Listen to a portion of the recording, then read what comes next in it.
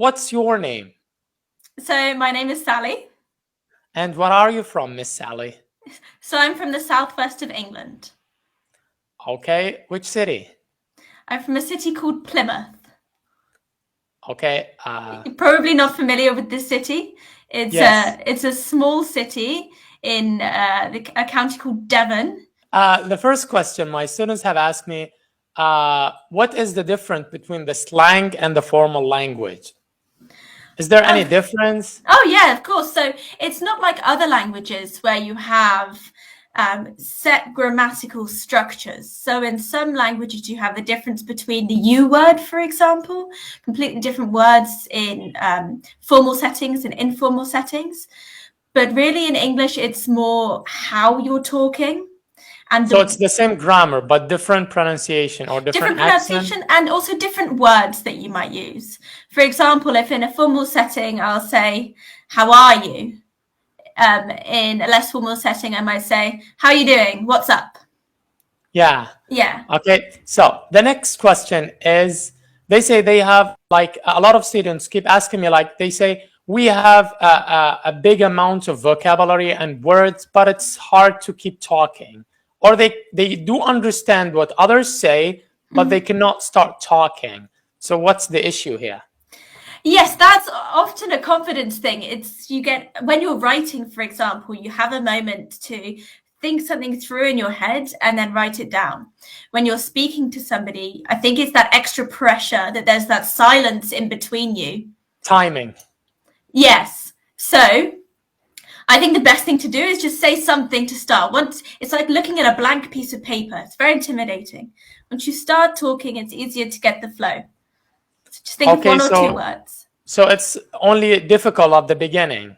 I think once you get started, yes. And also it's difficult to say, but you can get stuck on a word. So you forget one word and then you fixate on the fact that you can't remember that word.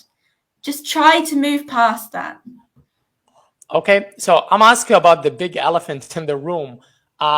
Which language they should learn? You know, like the American or the English or the British English.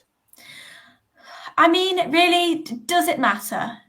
It's not a different language. You can, and it depends. If you want to learn it for a professional setting, maybe it's important to get the different spellings, for example. But especially to start with, it doesn't matter if you're using some English and some American. No, it matters that you're using it at all. So if you're learning British English in class, but then you go home and you watch an American TV show and you do actually American TV shows are so popular worldwide, you'll find a lot of British people using American words. So they're not even really two distinct languages anymore. They really mix in between the two. So whichever you find more interesting, if you like an American TV show, learn American. If you like a British TV show, learn British. The fourth question is, what is the easiest way to improve reading? You know, like to read quickly, not, spell every single word.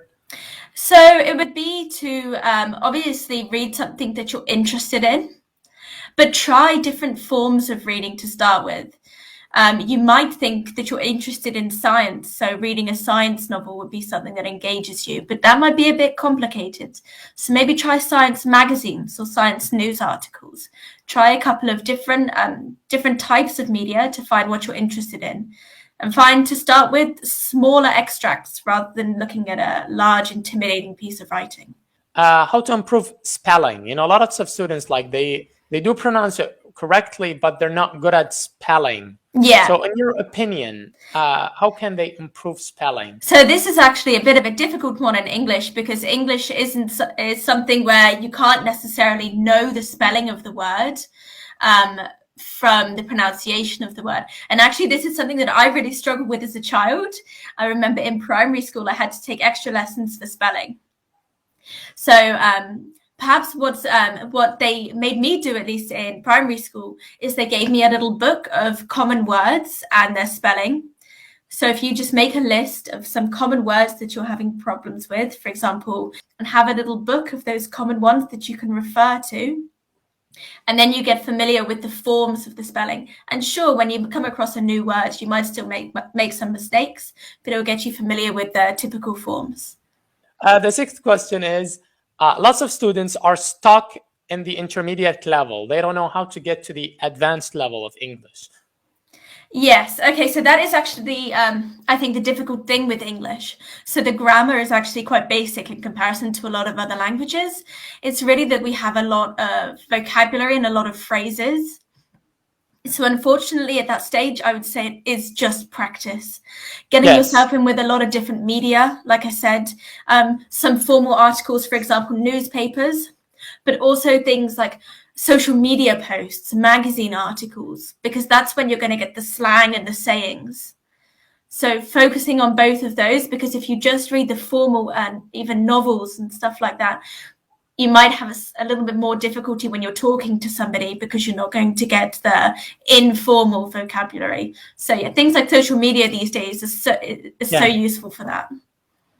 And the next question is, how much practice do we need to keep our English every day? Like how to preserve our English? I would say that is really subjective. It really depends on how your brain works. Some people can really store those skills for a long time. But I would always say if you can, doing a little bit of practice every day is of course going to keep those skills fresh in your head. And also depends on your level. If you're fluent in it, if you're almost fluent in a language, if you're very, very good at a language, it's going to take a lot of time for those skills to degrade. Got it. The final question is, how can you talk without depending on your mother language? Because, you know, students of other languages, they keep thinking on the L1, you know, like the first language, and it's really difficult to produce English while thinking in Arabic. So when you're learning a different language, a lot of people learn through translation, and they'll get one word and translate it to another word. And when you're studying, just try not to do this as best as possible. If you use pictures, for example, in your learning, you've got a picture of an object and then that English word next to it rather than the Arabic word. And when you've got a sentence, try not to translate it word for word. Get an idea that this sentence is asking, how are you doing?